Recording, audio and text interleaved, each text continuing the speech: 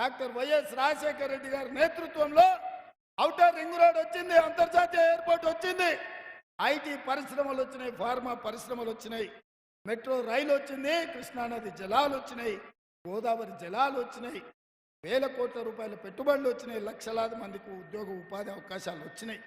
ఇవాళ అందుకే ఈ రాష్ట్రంలో ఒకవేళ అప్పి తప్పి ఎవరైనా బీజేపీకి ఓటేస్తే ఈ రాష్ట్రం విధ్వంసం అవుతుంది. ఈ రాష్ట్రం పూర్తిగా 100 సంవత్సరాలు వెనక్కిపోతుంది. అందుకే తెలంగాణ సమాజాన్ని ఆలోచన చేయమంటున్నా.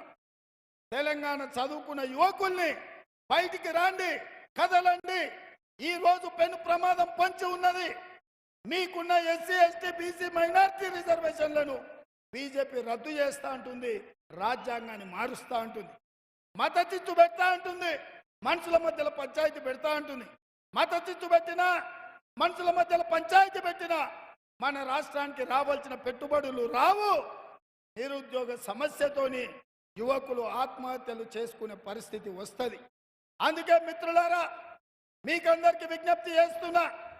ఈనాడు అర్ణమ్మ తెలిసినామనే ఉండొచ్చు, అర్ణమ్మ నాయకురాలే అయ్యుండొచ్చు. నేను అడుగుతున్న మా కార్యకర్తల్ని, అర్ణమ్మని జడ్పీటీసీ చేసింది మన కాంగ్రెస్ కార్యకర్తలు కాదా? కాదావునా? మనమే కదా జడ్పీటీసీ చేసింది, ఎమ్మెల్యేని చేసింది మనమే కదా, మంత్రిని చేసింది మనమే కదా. కాంగ్రెస్ ఆమెకు అన్నిచ్చింది. ఆమె మాత్రం ఇవాళ కాంగ్రెస్ను చంపుతా అని బయలుదేరింది, రేవంత్ రెడ్డిని ఓడగొడతా అంటుంది. ఏం పంచాయతమ్మా ఆమెతో నాకు? రేవంత్ రెడ్డి పగబట్టిండు నా మీద అంటుంది. నేనెందుకు పగబట్టినమ్మా? అన్నిచ్చిన కాంగ్రెస్ను ఓడగొట్టాలని నువ్వు పగబట్టినవు. పామోలే నువ్వు కాటేయాలని చూస్తున్నావు మా కాంగ్రెస్ కార్యకర్తల్ని.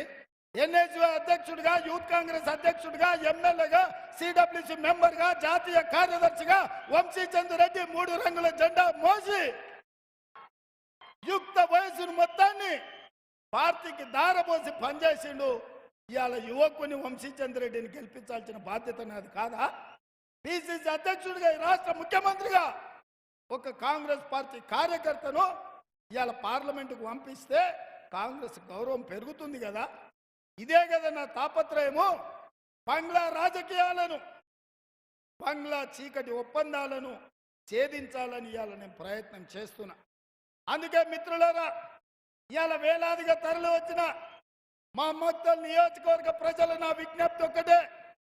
మీ ముదిరాజులని ఏ గ్రూప్లో చేర్చాలన్నా, మాదిగల వర్గీకరణ జరగాలన్నా, మీ మున్సిపల్ కోర్టు రావాలన్నా, మీ డిగ్రీ కాలేజ్ పూర్తి కావాలన్నా, మీ 32 గ్రామాలకు రోడ్లు రావాలన్నా, పాలమూరు రంగారెడ్డి ఎత్తిపోతల పూర్తి కావాలన్నా, మక్తల్ నారాయణపేట కొడంగల్ ప్రాజెక్టు పూర్తి చెయ్యాలన్నా, సంగంబండ ప్రాజెక్టు లాంటివి పూర్తి చెయ్యాలి అని అంటే వంశీచంద్ర రెడ్డిని గెలిపించాలి.